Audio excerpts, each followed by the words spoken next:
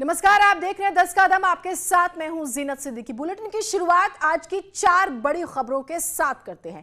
पहली खबर खेल के मैदान से है। भारतीय हॉकी टीम ने 41 साल बाद ओलंपिक में पदक जीता है। थोड़े पहले हुए रोमांचक अगर मैच की बात करें, भारत ने जर्मनी को 5-4 से हराया। दूसरी खबर अयोध्या से है। आज राम मंदिर के शिलान्यास का अगर हम बात करें तो 1 साल पूरा हो गया है।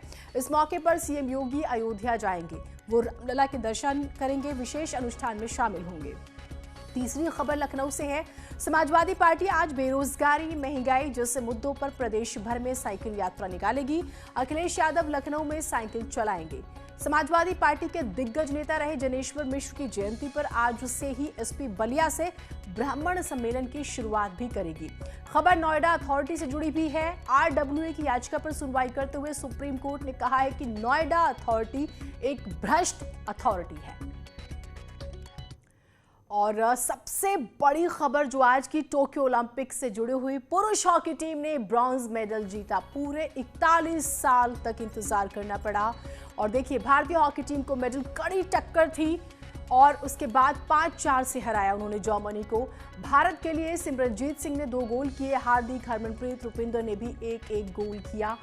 और तमाम जो देशवासी हैं वो टेलीविजन स्क्रीन पर नजर गड़ाए बैठे रहे, क्योंकि जो आखिरी के आप 4 से 5 मिनट देखेंगे, बिल्कुल ही आप ये कहें कि सांसें थमाने वाले थे। और जैसे ही टीम जीतती है, जश्न का माहौल। आप सोशल मीडिया के तमाम प्लेटफॉर्म्स देखिए, आपको बाढ़ नजर आएगी बधाइयों की। भावुक हैं सभी। और प्रधानमंत्री मोदी ने बधाई दी, राष्ट्रपति रामनाथ कोविंद ने बधाई दी, मुख्यमंत्री योगी आदित्यनाथ ने बधाई दी, राहुल गांधी ने बधाई दी। तमाम नेता जो है भारतीय टीम को बधाई दे रहे हैं। रवि पांडे हमारे साथ वाराणसी से जुड़े हुए हैं। रवि, हम सबकी सांसें थमी थी जब हम ये मैच देख रहे थे, लेकिन परिवार, जिनके परिवार से खिलाड़ी, हमारे जो खिलाड़ियों के जो परिवार हैं, उनकी जो तस्वीरें हैं वो तो और रुलाती है। वो जो खुशी है बिल्कुल बेचैन करने वाली। आप भी मौजूद हैं, जरा परिवार से बात कीजिए और जरा बताइए कि वो क्या महसूस कर रहे हैं अभी। देखिए, महसूस की सीधे बात यह है कि सावन के महीने में एक बड़ा आशीर्वाद काशी को मिला और इस आशीर्वाद में इनका जो परिवार है और साथ ही जो पूरी काशी है वो झूम उठी है। आप देख सकते हैं कि सुबह से पूरा मैच दिख रहा था। परिवार के सुनील की यहाँ पिताजी है, यहाँ माँ है, भाई है, गाँव वाले। ये उत्साह देखिए, ये उत्साह उस जीत की है जिसका सूखा पड़ा हुआ था। देखिए, सुनील उपाध्याय और पूरी हॉकी टीम ने उस सूखे को खत्म किया और उसका उत्साह उनकी बहन, उनके भाई, उनके पिता, उनके माँ के चेहरे पे साफ दिख रहा है। हम उनके माँ के पास जाएंगे क्योंकि सबसे ज्यादा जो उम्मीद थी उनके माँ को थी। माता जी, क्या उम्मीद था, क्या लग रहा था कि बेटा कुछ देगा भारत को, और किस तरीके से खुशियाँ इस तरीके से आप बांट रहे हैं? उम्मीद यही था कि लोग जीते, मेडल लेके आए। अब मेडल मिल चुका है, क्या आशीर्वाद देना चाहिए? महादेव का आशीर्वाद है, ये किस तरीके से खुशियां बांट रही हैं? विश्वनाथ का आशीर्वाद है, भोलेनाथ का आशीर्वाद है और सब मेरे बड़ों का आशीर्वाद है। उनके पिताजी हैं यहाँ पर। खुशियां देखिए चेहरे पे इनके, जो लालिमा है वो नजर आ रही है बेटे के मेहनत का। और देश को मेडल जिताने में एक अहम भूमिका सुनील ने निभाई है। क्या कहना चाहेंगे खुशी के मौके पर? बहुत ज्यादा खुशी है, इससे ज्यादा खुशी हो ही नहीं सकती। किस तरीके से सेलिब्रेट कर रहे हैं? सेलिब्रेट तो आप सब लोग, इतने लोग आए हैं, सब लोग सेलिब्रेट है न करना है। पूरी काशी सेलिब्रेट कर, पूरी काशी बाबा विश्वनाथ का आशीर्वाद है। आते ही बाबा विश्वनाथ का दर्शन करने जाएंगे। किस तरीके से सुनील मेहनत कर रहे थे? शुरू से भी सुनील का कहना था कि जो जज्बा सुनील का था वो काशी वासियों ने हमेशा शुरू से देखा था। तो थोड़ा उनके मेहनत के बारे में बताइए। किस तरीके? समझिए कि शुरू से बहुत ज्यादा लेबोरियस थे और मेरे दोनों लड़के बहुत ज्यादा मेहनत करते थे। मेरे बड़े लड़के जो है जी इलाहाबाद में हैं, एजी ऑफिस में, ये भारत पेट्रोलियम में हैं। और शुरू से आप समझ लीजिए कि परमानंद मिश्रा इन लोगों को इतना ज़्यादा प्रेशर दे करके मेहनत कराए कि आज उसी का ये प्रतिफल है कि आज इस लेवल पे हैं। तो हॉकी का जो ककरा है वो सुनील ने बनारस से ही सीखा है। कुछ दोस्त उनके साथ हैं, क्या कहना चाहेंगे इस तरीके की खुशी में? आज कैसे शामिल हैं? खुशी के कोई शब्द नहीं है हमारे पास ललित के बारे में कहने के लिए। ललित को हम लोगों ने बचपन से देखा है, ललित को, अमित को, दोनों भाइयों को खेलते हुए। बच्चे हमारे सामने ही बड़े हुए हैं और जो त्याग इनके माता पिता ने इनको पालने में, इनको करने में, आगे बढ़ाने में किया हुआ है, उसका कोई तुलना किसी और चीज़ से कर नहीं सकते। इस बाबा विश्वनाथ का आशीर्वाद है कि उन्होंने ऐसा किया, ऐसा पालन पोषण किया। रोज परमान जी का सबसे बड़ा आशीर्वाद है कि उन्होंने ऐसे गढ़ा, कुंदन बनाया लोहे को, और आज वो कुंदन चमक रहा है। तो आज वो कुंदन काशी में चमका है। सुनील की बहनें हैं, किस तरह एंजॉय हो रहा है आज? एकदम खुशी एकदम है, हाई है, बहुत हाई जो इसके साथ हम लोग बहुत खुश है। तो खुशी आज हाई पर है और ये खुशियां काशी के लिए एक बड़ी सौगात है। और इस खुशी में आज पूरा जो काशी है वो झूमा हुआ है, बाबा महादेव का आशीर्वाद कर रहा है। लेकिन सुनील का मेहनत इसमें काफी शामिल है। बिल्कुल, और ये हम देख रहे हैं देशवासी जो है लगातार अब तो इंतजार हो रहा है और सोचे किस तरह से स्वागत होगा जब टीम हमारी वापस आएगी। बहुत शुक्रिया आपका तमाम जानकारियों के लिए। हमने देखा जिस तरह से परिवार उत्साहित है।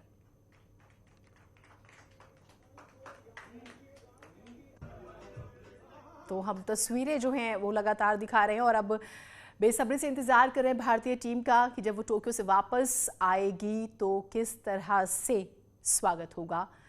लेकिन मैच बहुत ज़्यादा सांसें थामने वाला और एक्साइटमेंट आप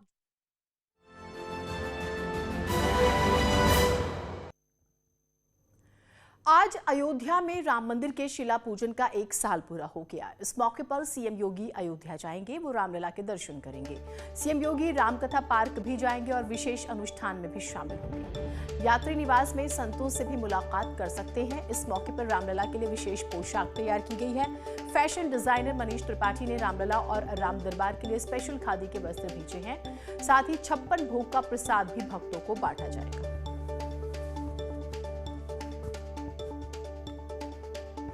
जो भी कार्यक्रम यहाँ है वो सब इस प्रकार से है कि योगी आदित्यनाथ जी आज मुख्यमंत्री जी आएंगे और मुख्यमंत्री जी जा कर के रामलला का दर्शन करेंगे।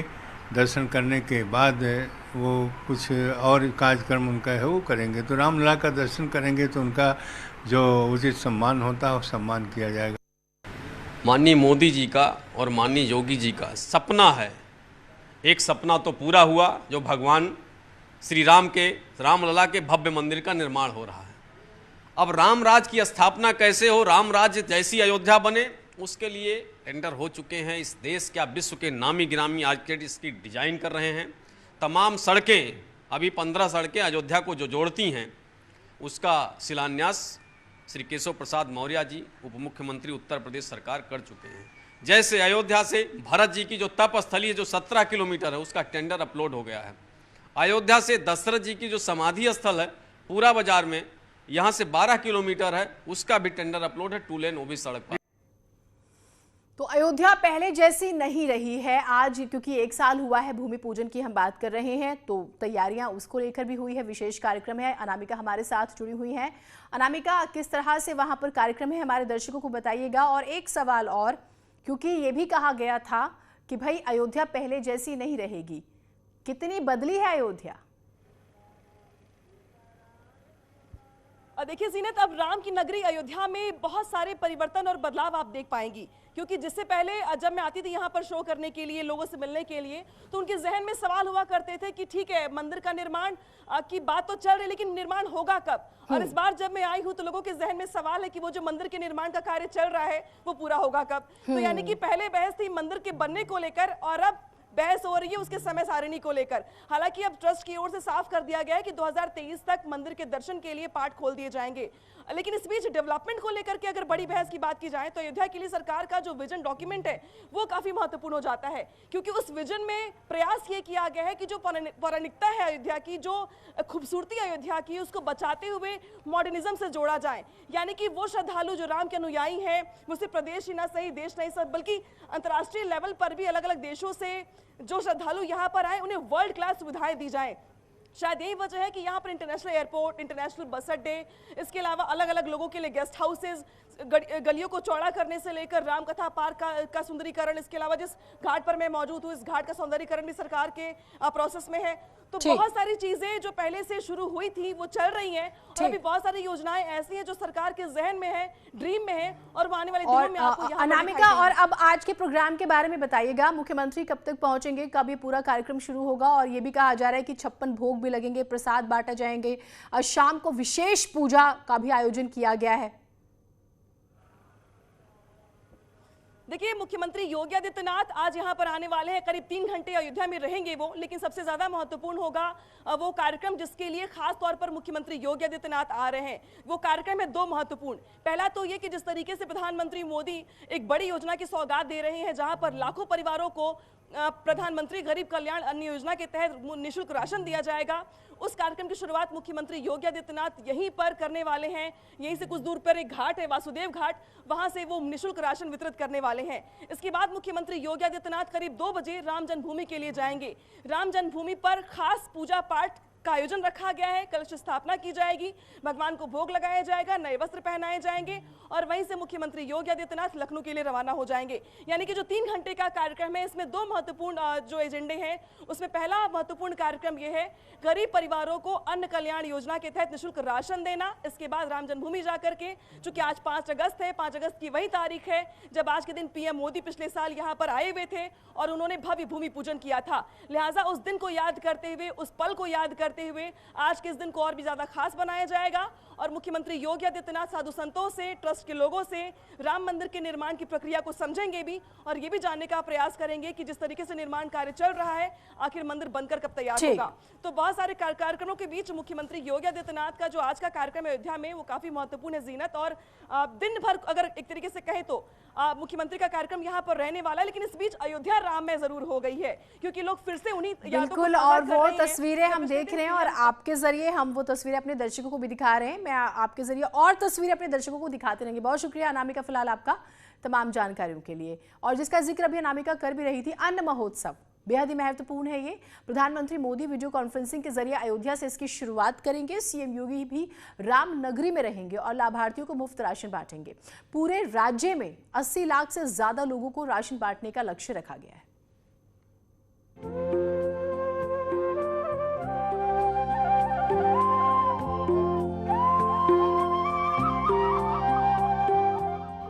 अयोध्या में राम मंदिर शिलान्यास का 1 साल पूरा हो गया है।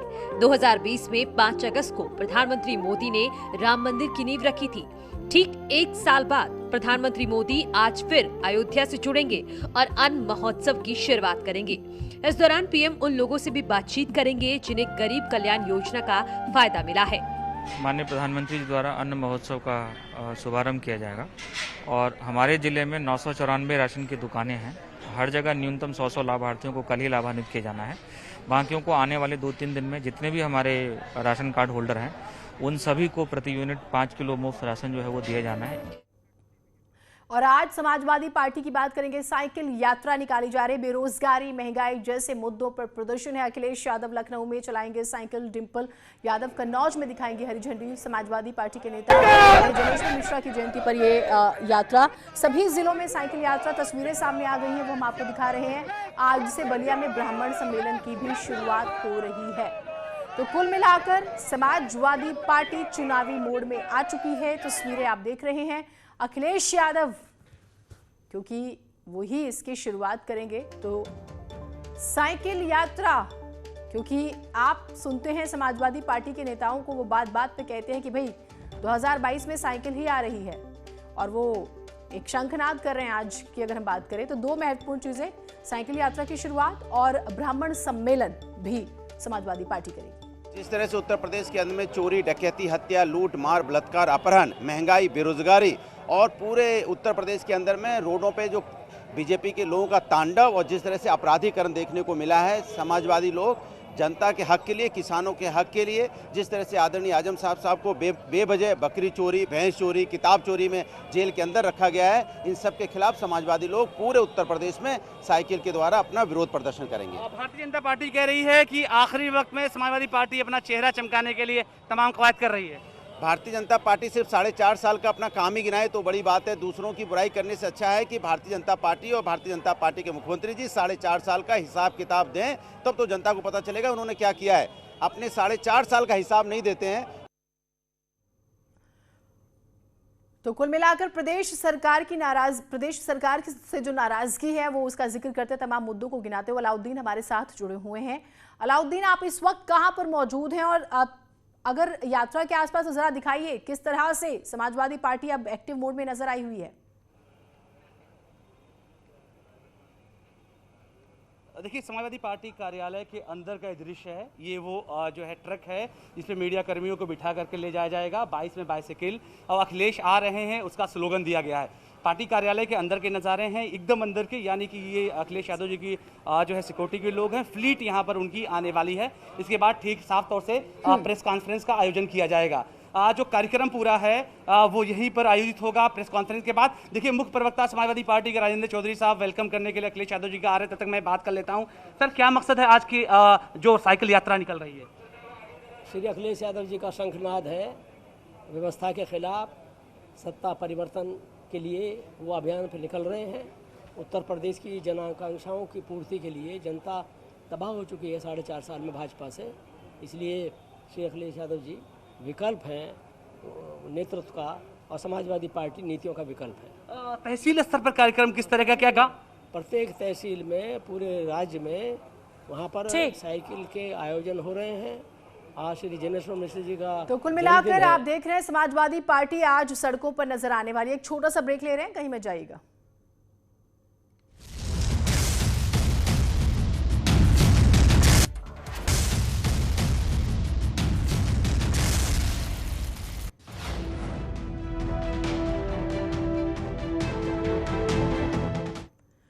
सुप्रीम कोर्ट ने एक सुनवाई के दौरान नोएडा अथॉरिटी पर तल्ख टिप्पणी की। कोर्ट ने बिल्डर और आरडब्ल्यू विवाद की एक याचिका पर सुनवाई करते हुए नोएडा अथॉरिटी की भूमिका पर सवाल उठाए।